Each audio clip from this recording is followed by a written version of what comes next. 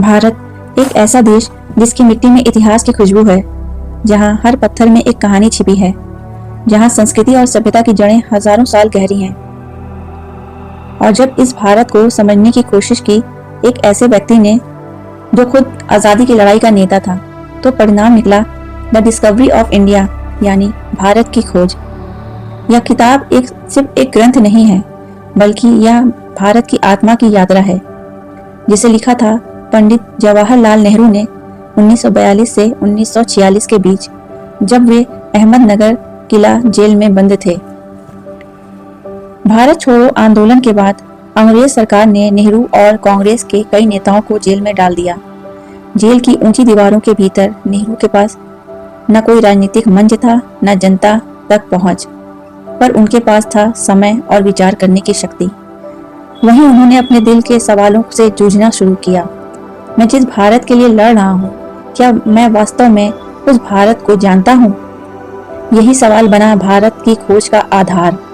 उन्होंने जेल में सैकड़ों किताब पढ़ी, इतिहास, दर्शन, विज्ञान, धर्म और संस्कृति पर, और फिर लिखा एक ऐसा ग्रंथ जिसमें उन्होंने भारत की आत्मा को खोजने की कोशिश की। नेहरू कहते हैं, भारत कोई एक दिन में बना देश नहीं है। यह हजारों सालों से की सभ्यता का संगम है। वह हमें ले जाते हैं सिंधु घाटी सभ्यता की ओर, जहां लोग संगठित जीवन जीते थे, साफ सुथरे शहर बसाते थे और व्यापार में निपुण थे। यह सभ्यता मिस्र और मेसोपोटामिया से भी पुरानी मानी जाती है। फिर आता है वैदिक युग, जहां ऋषियों ने वेदों की रचना की, ज्ञान, धर्म और जीवन के गहरे सवालों के उत्तर खोजे। नेहरू कहते हैं, भारतीय मस्तिष्क हमेशा सवाल पूछता रहा है। वह अंधविश्वास से नहीं, खोज से पैदा हुआ है। भारत के इतिहास में विचार सबसे बड़ी शक्ति रहा है। यहाँ न सिर्फ धर्म बल्कि दर्शन, तर्क और विज्ञान की भी गहराई थी। फिर वो आते हैं महावीर और गौतम बुद्ध पर, दो ऐसे व्यक्ति जिन्होंने हिंसा, वर्गभेद और अंधविश्वास के खिलाफ आवाज उठाई। नेहरू लिखते हैं, बुद्ध ने भारत को नई आत्मा दी, एक ऐसी आत्मा जो करुणा से भरी थी। भारत की खोज में नेहरू बताते हैं कि चंद्रगुप्त मौर्य और उनके मंत्री चाणक्य ने एक शक्तिशाली साम्राज्य की नींव रखी। फिर आते हैं सम्राट अशोक, जिन्होंने युद्ध जीतने के बाद युद्ध से भी विरक्ति पाली। अशोक ने तलवार छोड़कर धर्म चक्र अपनाया।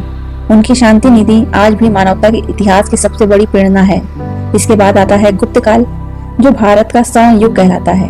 यहाँ आर्यभट्ट जैसे वैज्ञानिक हुए, कालिदास जैसे कवि हुए और नालंदा विश्वविद्यालय जैसे ज्ञान के केंद्र बने। नेहरू जी कहते हैं, यह वह युग था जब भारत न केवल सीख रहा था बल्कि सिखा भी रहा था।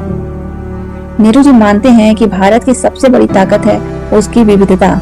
मध्यकाल में जब मुसलमान भारत आए तो संस्कृति और कला का संगम हुआ। सूफी संतों ने प्रेम और मानवता का संदेश दिया। भक्त कवियों ने ईश्वर को दिल से महसूस किया। मुगल काल में भारत ने स्थापत्य और संगीत की ऊंचाइयां देखी। ताजमहल, फतेहपुर सीकरी, अकबर की नीतियां, सबने भारत को नई पहचान दी। नेहरू जी लिखते हैं, भारत किसी एक धर्म या जाति का देश नहीं है, बल्कि कई नदियों की सभ्यता है जो एक सागर में मिलती है। जब अंग्रेज भारत आए, उन्होंने केवल व्यापार के बहाने कदम रखा, लेकिन धीरे धीरे भारत को गुलाम बना लिया। नेहरू बताते हैं कि अंग्रेजों ने फूट डालो और राज करो की नीति अपनाई। भारत की एकता को तोड़ने की पूरी कोशिश की, लेकिन इस अंधकार में भी एक नई रोशनी जली, स्वतंत्रता की। नेहरू लिखते हैं, हम परतंत्र थे पर हमारी आत्मा आजाद थी। गांधी जी के नेतृत्व में जब स्वतंत्रता आंदोलन शुरू हुआ तो वह केवल राजनीतिक संघर्ष नहीं बल्कि एक नैतिक और आध्यात्मिक क्रांति थी। किताब के अंत में नेहरू जी कहते हैं कि भारत की आत्मा अमर है, उसे न तलवार मिटा सकती है न समय।